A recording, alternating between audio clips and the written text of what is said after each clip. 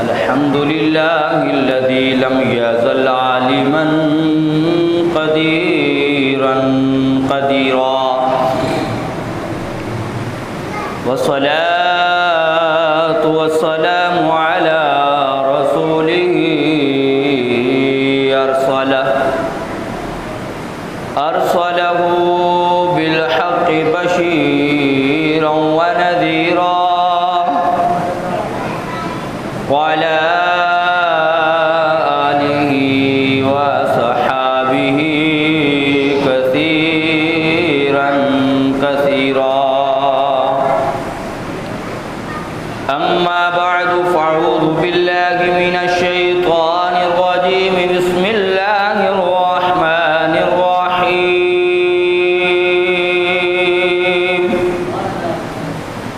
إن الدين عند الله الإسلام. صدق الله وصدق رسوله النبي الكريم الأمين ونحن على ذلك لمن الشاهدين والشاكرين والحمد لله رب العالمين. إن الله وملائكته يصلون على النبي يا أيها الذين آمنوا صلوا عليه وسلموا تسليما. باوازِ بلند پڑھ لیجیے. الصلاة والسلام عليك يا رسول الله. الصلاة والسلام عليك يا حبيب الله. الصلاة والسلام عليك يا خاتم النبيين. الصلاة والسلام عليك يا خاتم النبيين. یہی ہے آرزو کہ تعلیم قرآن عام ہو جائے، اونچے سے اونچا پرچم اسلام ہو جائے. تیرے اعمال سے ہے تیرا پریشان ہونا، ورنہ مشکل نہیں مشکل آسان ہونا. دونوں جہاں پر ہو حکومت تیری اے مسلمان، اگر تو سمجھ جائے اپنا مسلمان ہونا. حمد و صلات کی بات میرے نہایت واجب الاحترام بزرگوں، نوجوان ساتھیوں، شمع رسالت کے پروانوں، صحابہ کرام رضوان اللہ تعالی علیہم اجمعین کے چاہنے والوں، میں نے آپ احباب کے سامنے سرنامہ کلام سخن کے اندر ایک آیہ کریمہ کا حصہ پڑھنے کا شرف حاصل کیا ہے. اللہ رب العزت کی بارگاہ میں دعا ہے، التجا ہے کہ اللہ رب العزت مجھے حق اور سچ کہنے کی توفیق عطا فرمائے اور ہم سب کو سن کر سمجھ کر اس پر عمل پیرا ہونے کی بھی توفیق عطا فرمائے. وما توفیقی الا باللہ العلی العظیم. آج جیسا کہ جمعۃ المبارک کا دن ہے، یہ بڑی اہمیت کا حامل ہے اور اس دن کے اندر خاص عبادات کا بھی اہتمام کیا جاتا ہے. لوگ درود پاک بھی پڑھتے ہیں، مساجد میں بھی جلدی آتے ہیں اور مسجدوں کو بھی آباد کرتے ہیں. اسی جمعے کی فضیلت بیان فرماتے میرے اور آپ کے نبی حضرت محمد مصطفیٰ احمد مجتبیٰ صلی اللہ علیہ وسلم کے کثیر احکامات احادیث مبارکہ فضائل میں ہیں، مگر ایک بہت بڑی فضیلت وہ یہ ہے کہ میرے نبی علیہ السلام نے فرمایا کہ جو شخص جمعے کے دن مجھ پر درود پاک پڑھتا ہے تو میں اپنے اس امتی کا درود خود اپنے کانوں سے سماعت فرماتا ہوں. یعنی کتنی بڑی یہ عظمت کی بات ہے، رفت کی بات ہے کہ جس نبی کے صدقے میں سارے جہاں سجائے گئے. سارے دنیا چاہتی ہے کہ آقا علیہ الصلوۃ والسلام کے قریب ہو جاؤں. ہر بندہ چاہتا ہے کہ اپنے محسن کو، اپنے محبت کرنے والے کو اپنی بات پہنچاؤں. حضور نے فرمایا جو جمعہ کے دن مجھ پر درود پڑھے میں خود اس کا درود سماعت فرماتا ہوں. اور آقا علیہ السلام نے فرمایا جس کا اخلاق اچھا ہوگا، جو مجھ پر زیادہ درود پاک پڑھتا ہوگا، آقا علیہ السلام نے اپنی انگلیوں کو اشارہ کر کے فرمایا کل قیامت کے دن میں میرے ساتھ اس طرح ہوگا. یعنی جس طرح یہ دو انگلیاں آپس میں قریب ہیں، اب یہ کوئی چھوٹی بات تو نہیں کہ آقا علیہ السلام جنت کے اعلیٰ درجے پر ہوں گے، اعلیٰ مقام پر ہوں گے. اور جو بندہ دنیا کے اندر اپنے نبی علیہ السلام سے محبت کرتا ہوگا، جس کے اخلاق کردار اچھا ہوگا، حضور نے فرمایا وہ بالکل میرے قریب ہوگا. دو انگلیوں سے مراد فاصلہ زیادہ نہیں، بہت قریب قربت کی طرف اشارہ ہے کہ وہ میرے بہت زیادہ قریب ہوگا۔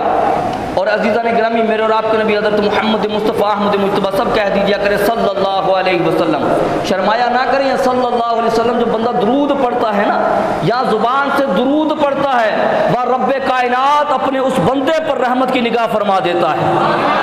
یعنی آپ جب جب چاہیں کہ خدا رحمت کی نگاہ فرمائے، حضور پر درود پڑھ دیا کرے، رب آپ پر رحمت کی نگاہ فرما دے گا۔ پھر ہوتا کیا ہے، خدا جس پر رحمت کی نگاہ فرما دے، پھر اس کی دنیا میں زندگی میں مشکلات ختم ہو جاتی ہیں، اللہ آسانیاں پیدا فرما دیا کرتا ہے۔ حضور نے فرمایا جو میرا امتی مجھ پر روزانہ 1000 مرتبہ درود پاک پڑھتا ہوگا، کتنی بار؟ 1000 مرتبہ درود پاک پڑھتا ہوگا، نبی کریم علیہ الصلوۃ والسلام نے فرمایا کہ ایسا شخص تب تک نہیں مرے گا جب تک اپنی زندگی کے اندر، جب تک کہ وہ بندہ اپنی زندگی کے اندر اپنا ٹھکانہ جنت میں نہ دیکھ لے۔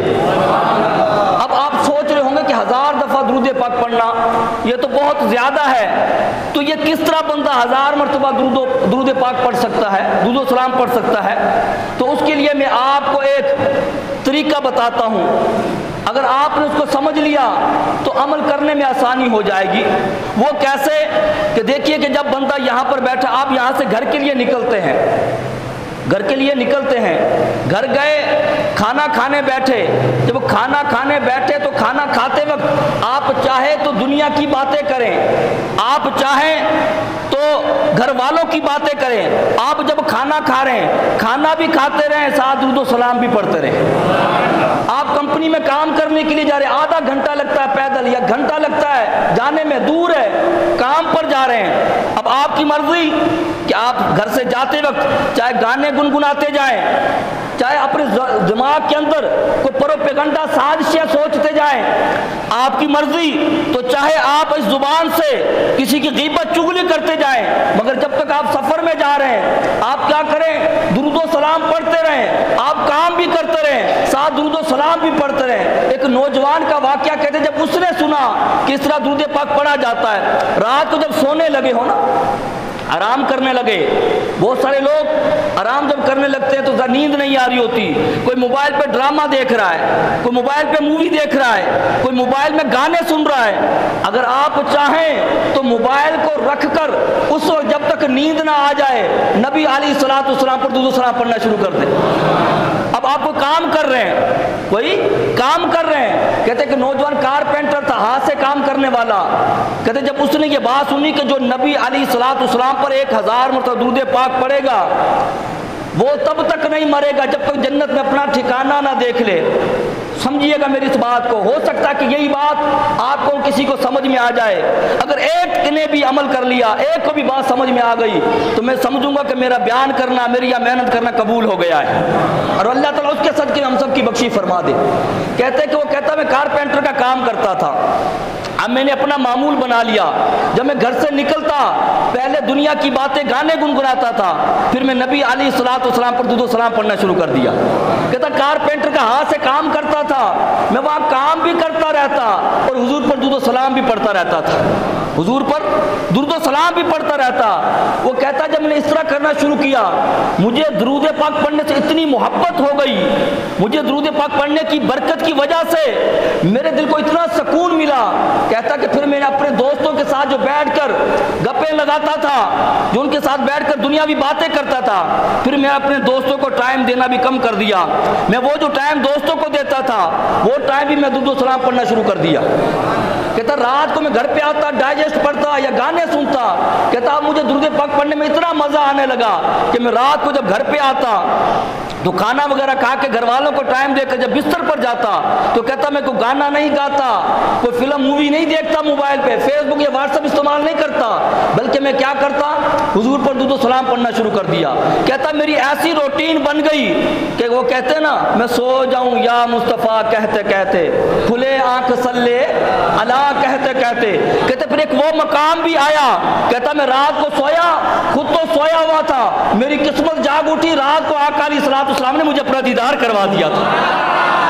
آقا علیہ الصلوۃ والسلام نے اپنا دیدار کروا دیا۔ تو عزیزان گرامی، نبی علیہ الصلوۃ والسلام سے محبت اور نبی علیہ الصلوۃ والسلام کے طریقے پر چلنا۔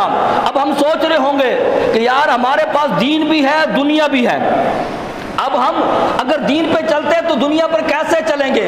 میں آپ کو ایک بات بتا دوں، ہمارے اسلام کے اندر دین اور دنیا الگ نہیں، فرمایا دین اور دنیا کو ساتھ لے کر چلو، دین اور دنیا کو ساتھ لے کر چلو۔ یہ نہیں کہا گیا کہ آپ دین کو اپنا لو اور رہبانیت اپنا لو، دین کو لے لو اور رہبانیت کہتے ہیں کہ گھر والوں کو چھوڑ دینا، کاروبار کو چھوڑ دینا، بیوی بچوں سے جدا ہو جانا، بہن بھائیوں کو چھوڑ کر جنگل میں چلے جانا، چلے میں چلے جانا، یا دور دراز اپنے گھر بار چھوڑ کے جنگل میں جا کر اللہ اللہ غار میں بیٹھ کے کرنا، یہ ہمارے اسلام میں جائز نہیں ہے۔ وہ اگر دن ہے تو خصوصاً اعتکاف کے جو 10 دن ہوتے ہیں اس میں بندہ مسجد میں آتا ہے، ورنہ کہا گیا دنیا میں رہو، کہاں رہو؟ دنیا میں رہو اور دین پر عمل کرتے رہو۔ اس کی مثال یوں سمجھیے کہ دنیا کیا ہے اور دین کیا ہے۔ میں ایک مثال دے کے بات سمجھانے لگا ہوں نا، کیونکہ مثال سے بات آسانی سے سمجھ میں آ جاتی ہے۔ یہ سمجھ لیجئے کہ دنیا پانی ہے۔ دنیا کس کی طرح ہے؟ بولو میرے ساتھ، بولا بھی کریں تاکہ پتہ چلے کہ آپ کو بات سمجھ میں بھی آ رہی ہے۔ دنیا پانی ہے، سمندر کی پانی کی طرح، دریا کے پانی کی طرح، اور دین کشتی کی طرح ہے۔ دین کس کی طرح ہے؟ کشتی کی طرح ہے۔ یعنی اب دین جو ہے وہ کشتی کی طرح، دنیا پانی کی طرح۔ اب کشتی کو اگر آپ پانی کے اوپر رکھیں، اس پر بیٹھے رہیں، تو اس میں کیا بندے کی فلاح ہی فلاح، کامیابی ہی کامیابی ہوا کرتی ہے۔ یعنی وہ کیا کہ دین آپ کا کشتی کی طرح ہونا چاہیے۔ دین کشتی ہے اور دنیا کیا ہے؟ پانی ہے۔ یعنی دنیا نیچے رہے، کشتی اوپر رہے تو بندہ تیرتا رہتا ہے، منزل کی طرف بڑھتا رہتا ہے، آگے چلتا رہتا ہے۔ مگر اگر یہی پانی اوپر ہو جائے اور کشتی نیچے آ جائے تو پھر کیا ہوگا کہ کشتی خود تو ڈوبتی ہے، کشتی خود تو ڈوبتی ہے، مگر پھر کیا ہوتا ہے جو اس میں سوار ہو جائے اس کو بھی ڈبو دیا کرتی ہے۔ تو جب تک بندہ دین کو کشتی کی طرح لے کر چلتا ہے تو خود بھی کامیاب ہو جاتا ہے اور جو اس کے ساتھ چلنے والے ہوں وہ بھی کامیاب ہو جایا کرتے ہیں۔ مگر اگر آپ نے پانی کو اوپر کر دیا، دنیا کو دین کے اوپر کر دیا، تو پھر کیا ہوتا ہے؟ پھر ہلاکت ہو جایا کرتی ہے، بربادی ہو جایا کرتی ہے۔ اس کی مثال یوں سمجھیے کہ اگر آپ نے دین کو دنیا پر غالب رکھا، کیسے؟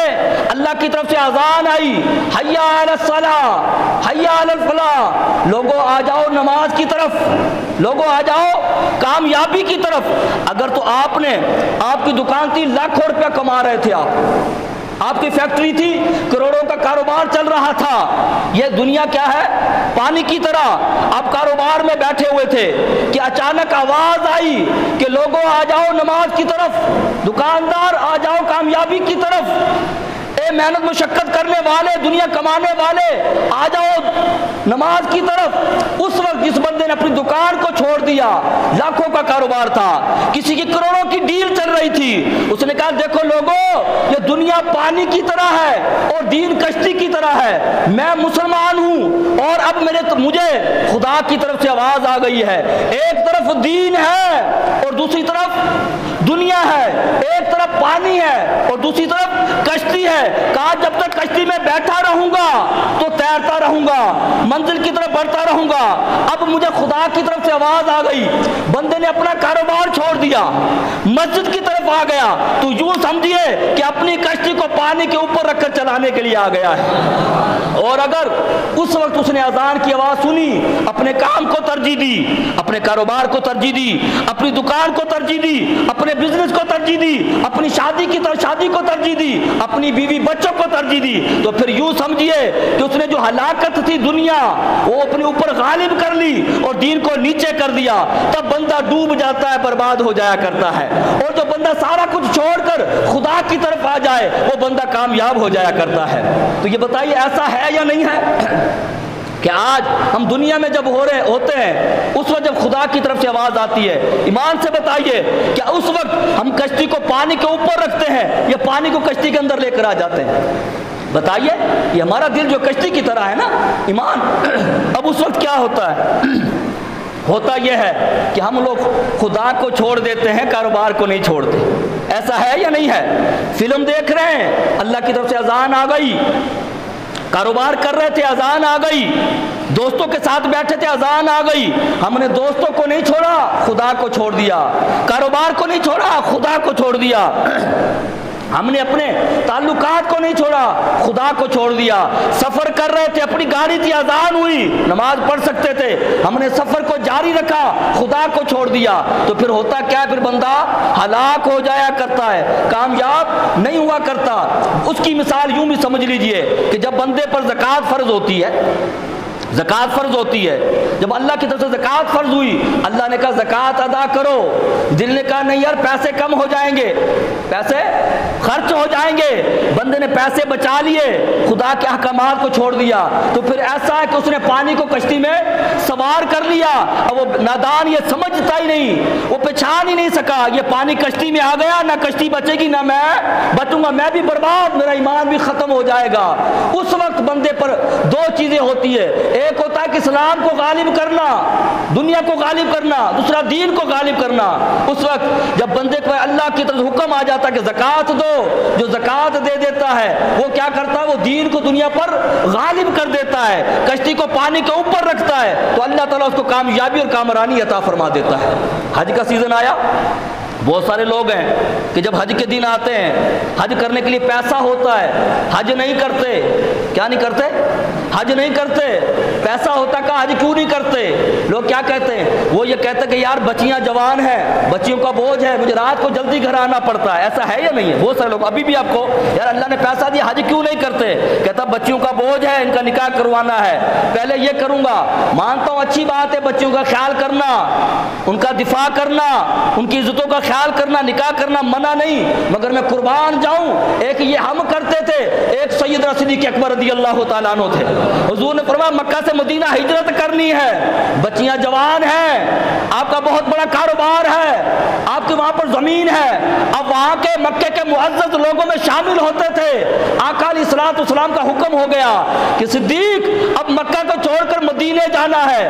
ابو بکر صدیق نے یہ نہیں کہا کہ یا رسول اللہ میرے بچے جوان ہیں، یا رسول اللہ میرا کاروبار مکے کے اندر، یا رسول اللہ میری رشتہ داری مکہ کے اندر، ارے اور کچھ نہ بھی ہو، کیا یہ کم بات ہے کہ خانہ کعبہ وہ ہے کہ جس کی طرف نگاہ پڑے، نگاہ پڑنے پر اللہ رب العزت بندے کے سارے صاحب کا گناہ کو معاف فرما دیتا ہے۔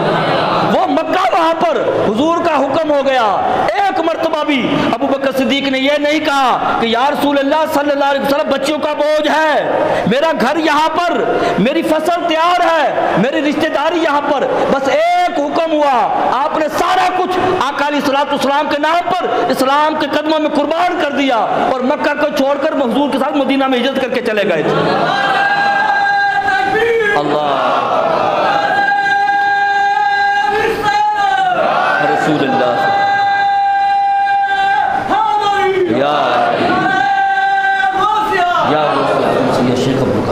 تو عزیزان گرامی، اسلام قربانی کا وقت آیا، کچھ لوگ قربانی کرنے کا جب وقت آتا ہے تو لوگ نہ قربانی کی طرف توجہ کرتے ہیں، نہ قربانی دینے کی بات کرتے ہیں۔ کیا مقصد؟ پیسہ بھی ہے، صاحب نصاب بھی ہے، اللہ کی طرف سے قربانی واجب بھی ہے، مگر وہ اس لیے نہیں دیتے کہ شاید مال کم ہو جائے گا، پیسے چلے جائیں گے، پیسے کم ہو جائیں گے، گھر میں بیماری آ جائے ہم ادھار لے کر بھی وہ کام کر لیتے ہیں، گھر میں شادی آ جائے رشتہ داروں دوستوں کو سے بھی ادھار لے کر اپنے بچوں کو خوش کرنے کے لیے، اپنے رشتہ داروں کو خوش کرنے کے لیے، بیوی بچوں کو خوش کرنے کے لیے ہم ہزاروں نہیں لاکھوں روپیہ خرچ کر دیتے ہیں۔ جب قربانی کی بات آتی ہے تو تب ہم ہیلے بہانے ڈھونڈتے ہیں، کچھ لوگ قربانی تک نہیں کرتے، وہ سوچتے یہ ہے کہ شاید پیسہ ختم ہو جائے گا، مگر وہ نادان سمجھتے ہی نہیں کہ اللہ قربانی ہر کسی سے نہیں مانگتا، قربانی کرنے کا حکم اسی کو دیتا ہے جس کو اللہ تعالیٰ مال عطا فرما دیتا ہے۔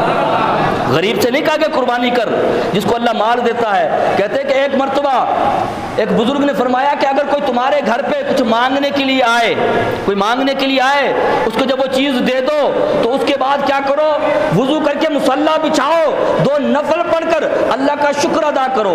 کہا شکر ادا کیوں کرے؟ کہا اس لیے شکر ادا کرو کہ اللہ نے کتنا بڑا کرم کر دیا، احسان کر دیا کہ تیرے دروازے پہ جس کو بھیجا وہ لینے والا تھا، وہ لینے والا تھا، دینے والا نہیں، اور اللہ نے تجھے دینے والا بنا کر بھیجا ہے، ورنہ وہ خدا ہے، چاہے تو بادشاہ کو فقیر بنا دے، وہ چاہے تو امیر کو غریب کر دے، وہ چاہے تو ایک فٹ پاتھ پر رہنے والے کو محل میں لے جائے، وہ چاہے تو محل میں رہنے والوں کو فٹ پاتھ پر لے آئے۔ یہ اللہ کا کتنا بڑا کرم ہے کہ رب کائنات نے آپ کو قربانی دینے والا، آپ کو اتنا پیسہ دیا کہ آپ کو صاحب نصاب بنا دیا ہے۔ اور قربانی کیا کرو تو یہ مت سوچا کرو کہ میں نے شاید کوئی احسان کر لیا، کام کر لیا، نہیں، بلکہ اللہ کا شکر ادا کرو کہ مولا تو نے مجھے اس قابل بنایا، کیونکہ یہ جان بھی تیری ہے مولا، یہ گھر بھی تیرا ہے، یہ سانسیں بھی تیری ہیں مولا، اگر اولاد دی ہے تو اولاد میری کیا ضرورت، ورنہ لوگ اربوں خربوں پتی ہیں، اولاد نہیں ہوتی، لوگ اربوں خربوں پتی ہیں مگر کھانا نہیں کھا سکتے، بیماری ایسی کہ مولا یہ سارا کچھ جو دیا ہوا ہے مولا یہ تیرا ہی دیا ہوا ہے، مولا یہ تیرا شکر ہے کہ تو نے مجھے مال بھی دیا، پھر اپنے نام پر قربانی کرنے کی توفیق بھی عطا فرمائی ہے۔ یہ اللہ کا کرم ہوتا ہے۔ اور عزیزان گرامی، قربانی خوش دلی کے ساتھ کیا کرو۔ کس کے ساتھ کیا کرو؟ خوش دلی کے ساتھ کیا کرو قربانی، کیونکہ یہ مہینہ چل رہا ہے، قربانی خوش دلی سے اور ثواب کی نیت سے کیا کرو۔ کبھی بھی قربانی کرتے وقت دل کو تنگ نہیں کرنا چاہیے اور ثواب کی نیت رکھنی چاہیے۔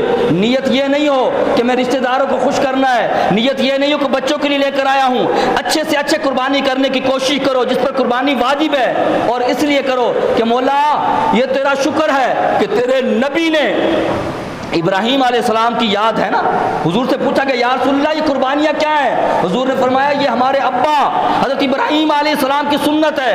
عرض کی یا رسول اللہ اس کے بدلے میں ہمیں کیا ملے گا؟ حضور نے فرمایا کہ جو بندہ قربانی کرتا ہے کل قیامت کے دن جانور کے جسم پر، اس کی کھال پر، اس کی چمڑی پر جتنے بال ہوں گے اللہ رب العزت اس بندے کو اتنا ثواب عطا فرما دے گا، اتنا ثواب عطا فرما دیتا ہے۔ اور کہتے ہیں کہ جو بندہ، یہ تو قربانی کرنے والے کو قیامت میں یہ ملیں گی، مگر جو قربانی نہیں کرتے اس کے بارے میں ایک بعض حدیث سنیے۔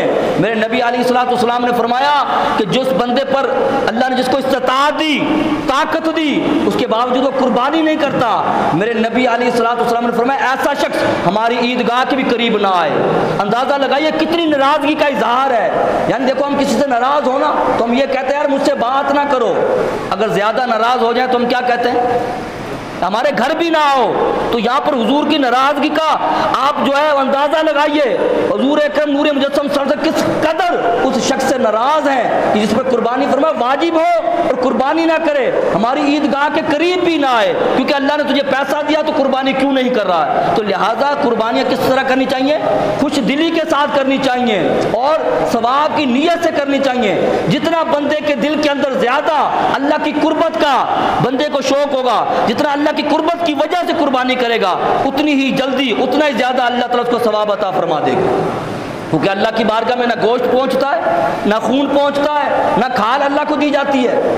ایسا ہی ہوتا نا، ایک وقت تو ایسا ہوتا تھا کہ قربانی کی کھالیں پہ جھگڑے ہوتے تھے، گوشتوں پر جھگڑے ہوتے تھے، جانور پر جھگڑے ہوتے تھے، تو یعنی آج تک کوئی یہ نہیں کہہ سکتا کہ یہ جانور میں نے ذبح کیا، یہ کھال میں نے اللہ کو دی ہے، یہ گوشت میں نے اللہ کو پہنچایا، نہیں، گوشت ہم خود کھا جاتے ہیں، خون زمین پی جاتی ہے، اور جانور کا چمڑا وہ کسی ادارے میں ہم دے دیتے ہیں، مدرسے میں، مسجد میں دے دیتے ہیں، ایسا ہی ہوتا ہے نا، اللہ کی بارگاہ میں یہ چیزیں نہیں پہنچتی۔ لہٰذا قربانی کس طرح کرنی چاہیے؟ خوش دلی کے ساتھ